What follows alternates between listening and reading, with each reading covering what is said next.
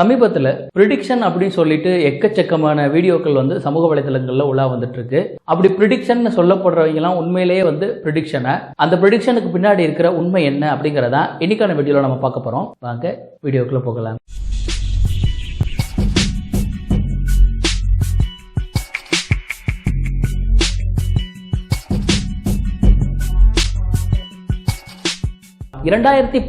இருந்து 2025 காலகட்டங்களில் ஒரு அழிவில்லாத தலைவன் வந்து தமிழகத்தில் தோன்றுவாராமா.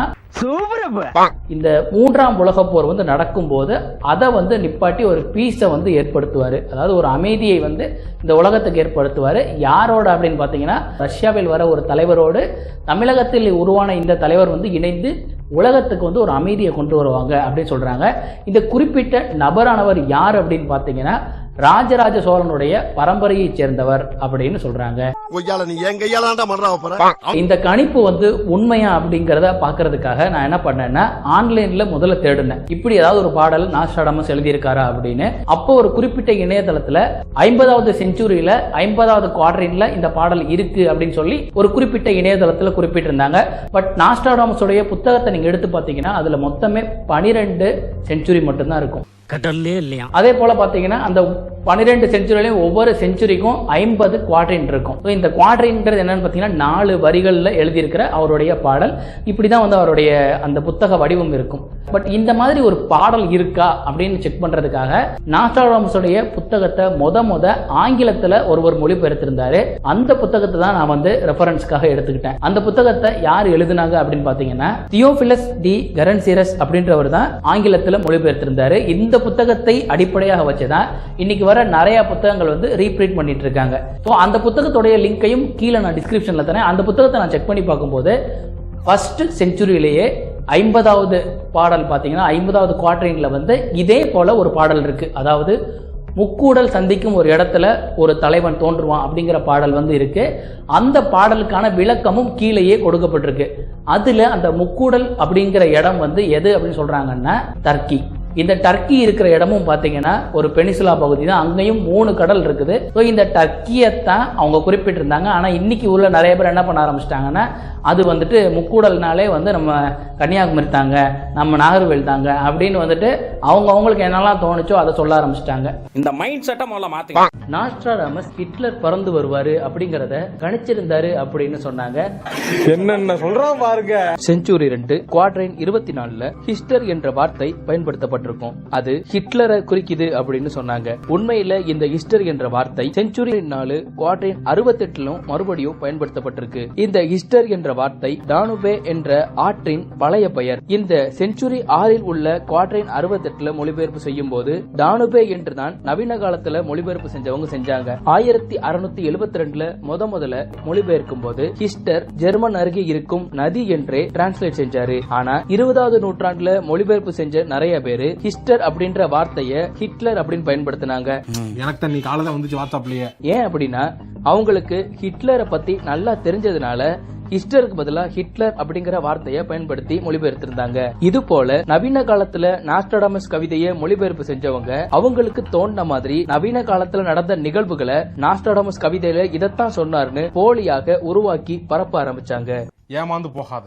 நாஸ்ட்ராடமஸ் ட்வின் டவர் இடிக்கப்படும் அப்படிங்கறத கணிச்சிருந்தாரு அப்படின்னு சொன்னாங்க. அத பத்தியும் நாம பார்க்கலாம். செஞ்சுரி 6 குவாட்ரைன் 97ல் 2 இரும்பு பறவை நியூ சிட்டியின் அழிவை ஏற்படுத்தும் என்று ஒரு தகவல் பரப்பப்பட்டது. இதை செப்டம்பர் 11, 2001ல் நடந்த இரட்டை கோபுர தாக்குதலை கூறினார் நாஸ்ட்ராடமஸ் என்று கூறுகின்றனர். அதன் உண்மைத்தன்மை என்ன என்பதையும் பார்க்கலாம். செஞ்சுரி 6 குவாட்ரைன் 97ல் அவர்கள் கூறிய கவிதையை தேடிய போது அங்கே அவர்கள் கூறிய கவிதை இல்லை.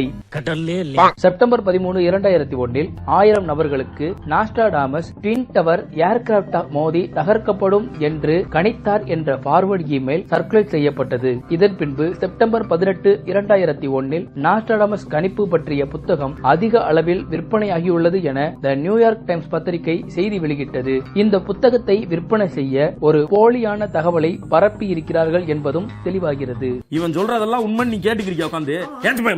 பாபா வாங்கா அப்படின்ற பெண்மணி பல்கேரியாவை சேர்ந்தவங்க. இவங்க 1911ல பிறந்தாங்க. இவங்க சொன்ன கணிப்புகள் அப்படின்னு சொல்லிட்டு வருஷம் எக்கச்சக்கமான கணிப்புகளை நிறைய இணையதளங்கள்ல தொடர்ந்து வெளியிட்டுட்டே வந்துட்டு இருக்காங்க. weekinweird.com அப்படின்ற இணையதளத்துல 2010க்கான பாபா வாங்காவுடைய ப்ரெடிக்ஷன்கள் அப்படின்னு சொல்லிட்டு சில ப்ரெடிக்ஷன்களை வெளியிட்டு இருந்தாங்க. அந்த ப்ரெடிக்ஷன்ஸ் என்னென்ன அப்படின்னு பார்க்கலாம். 2010வது வருடம் அக்டோபர் மாசத்துல உலக போர், அதாவது 3ஆம் உலக போர் தொடங்கும் அப்படின்னு சொன்னாங்க. இப்படி நவம்பர் 2010ல தொடங்குற அந்த உலக போரானது அக்டோபர் 2014வது வருடம் வந்து நிறைவடையும் அப்படின்னு சொல்லியிருந்தாங்க. இந்த உலக போர் முடிஞ்சதுக்கு அப்புறமா யூரோப் வந்து ஒண்ணுமே இல்லாம சுத்தமா அழிஞ்சு போயிடும் அப்படின்னு சொல்லியிருக்காங்க.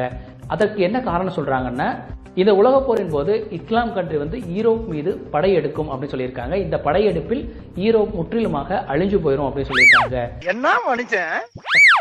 யாகு நியூஸ் அப்படின்ற இணையதளத்துல அமெரிக்காவுடைய கடைசி பிரசிடென்ட்டா வந்துட்டு பராக் ஒபாமா தான் இருப்பாரு, அதுக்கப்புறமா அமெரிக்கால பிரசிடென்ட்கள் வரமாட்டாங்க அப்படின்னு சொல்லியிருந்தாங்க. ஏன் உனக்கு இந்த வேலை? இதுல உள்ள கணிப்புகளும் எதுவுமே நடக்கல அப்படின்னு நமக்கு நல்லாவே தெரியும். அதுல வந்து முக்கியமான ப்ரெடிக்ஷன் அவங்க சொன்ன அந்த ஒபாமாவுக்கு அப்புறம் பிரசிடென்ட் வரமாட்டாங்கன்னு சொன்னது வந்து நடக்கல. அதுக்கு பதிலாக வந்து ட்ரம்ப் வந்தார், இப்போ வந்துட்டு பைடன் வந்திருக்காரு. இன்னும் வந்துட்டு அமெரிக்காவில் அடுத்தடுத்து பிரசிடென்ட்டுகளும் வருவாங்க. இதே ப்ரெடிக்ஷனை இவங்களும் வருஷம் மறுபடியும் நமக்கு சொல்லிட்டே இருப்பாங்க. டிசம்பர் 13, 2018 அன்று 2019வது வருஷத்துக்கான பாபா வாங்குடைய ப்ரெடிக்ஷன் அப்படின்னு சொல்லிட்டு தினத்தந்தியுடைய இணையதளத்தில் வந்து சில ப்ரெடிக்ஷன்களை வெளியிட்டிருந்தாங்க. ரஷ்ய அதிபரான விளாடிமிர் புட்டின் மீது வந்துட்டு ஒரு கொலை முயற்சி நிகழ்வு நடக்கும், அவர் வந்து கொல்லப்படுவார் அப்படின்னு சொல்லியிருந்தாங்க.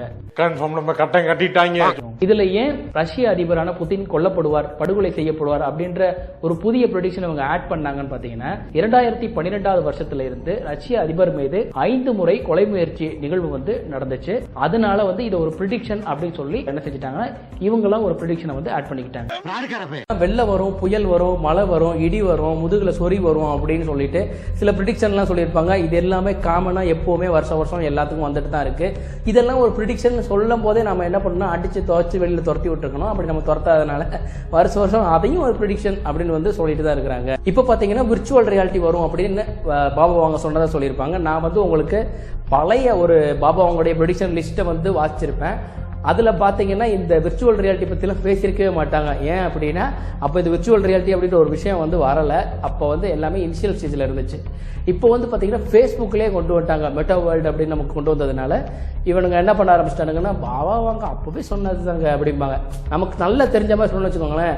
முன்னோர்கள் அப்போவே சொல்லிட்டாங்கன்னு ஒரு கோஷ்டி வந்து சொல்லும் பார்த்தீங்களா, ஏதாவது ஒரு விஷயத்த சொன்னோன்னா அதே தாங்க இந்த பாபா வாங்க கதைக்கும் சொல்லிட்டு இருக்கிறாங்க.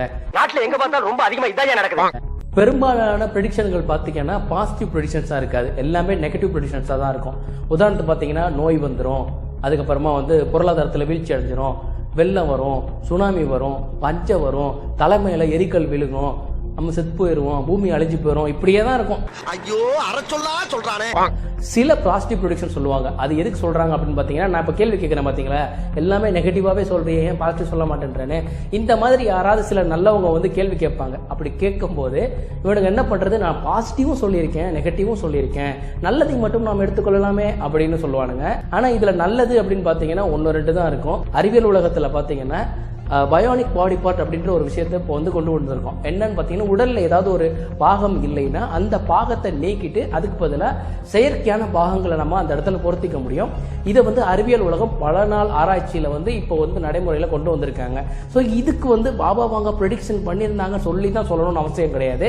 இந்த நல்ல விஷயத்த சொல்லணும் அப்படின்னா நேரடியாகவே நம்ம சொல்லிட்டு போயிடலாம் இல்லையா. நல்லதை சொல்றதுக்கு பல்கேரியாவில் இருக்கிற பாட்டிமா சொன்னாங்கன்னு சொல்லி தான் சொல்லணுமா, ஏன்னா நாமளே சொல்லலாமே நேரடியா. சொல்ல முடியும். ஸ்கேடன்ஃப்ளூடே அப்படின்னு சொல்லிட்டு ஒரு சைக்காலஜிக்கல் டிசார்டர் இருக்கு. ஸ்கேடன்ஃப்ளூடேன்னா என்னன்னா, இப்போ நம்ம பேசிக்காக வச்சுக்கோங்களேன், நமக்கு ஒருத்தனை பிடிக்கலன்னு வச்சுக்கோங்க, அவனுக்கு ஏதாவது ஒரு கெட்டது நடந்துச்சுன்னா அதை நம்ம பார்த்து சந்தோஷப்படுறது மனிதர் குணமாக இருக்கும். இந்த மனித குணம் வந்து ஒரு குறிப்பிட்ட அளவில் பேலன்ஸாக இருந்தால் பிரச்சனை இல்லை. இந்த மாதிரியான ப்ரெடிக்ஷன் சொல்கிற நிறைய பேருக்கு வந்து இது வந்து ரொம்ப எக்ஸ்ட்ரீம் கண்டிஷனில் இருக்குது அப்படின்னு அர்த்தம்.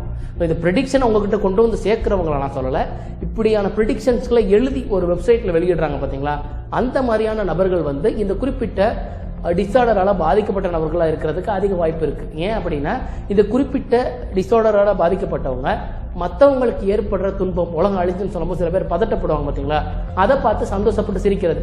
நம்ம ஸ்பைடர் அப்படின்ற திரைப்படத்தில் எஸ்ஜி சூர்யா அவர்கள் வந்து ஒரு கேரக்டர் ப்ளே பண்ணியிருப்பார் பார்த்தீங்களா. இந்த மாதிரியான ஒரு கேரக்டர் தான் இந்த குறிப்பிட்ட நோயால் பாதிக்கப்பட்டவங்க. இந்த நோயால் பாதிக்கப்பட்டவங்க தான் பாபா வாங்க உலகம் அழிஞ்சிருன்னு சொன்னாங்க, நாஸ்டாடமஸ் உலகம் அழிஞ்சிரு சொன்னார் அப்படின்னு பொய்யான ப்ரெடிக்ஷன்களை மக்கள்கிட்ட கொடுத்து மக்களை நிறைய பேரை வந்து பயமுறுத்தி அந்த பயமுறுத்தல அவங்க பயப்படுவாங்க பார்த்தீங்களா, அதில் என்ஜாய் பண்ணிட்டு இருக்காங்க. எனக்கு அவ்வளவு ஆத்திரம் வருது. மீண்டும் வேறு ஒரு சுவாரஸ்யமான வீடியோவில் உங்களை மறுபடியும் சந்திக்கிறேன். பாய்.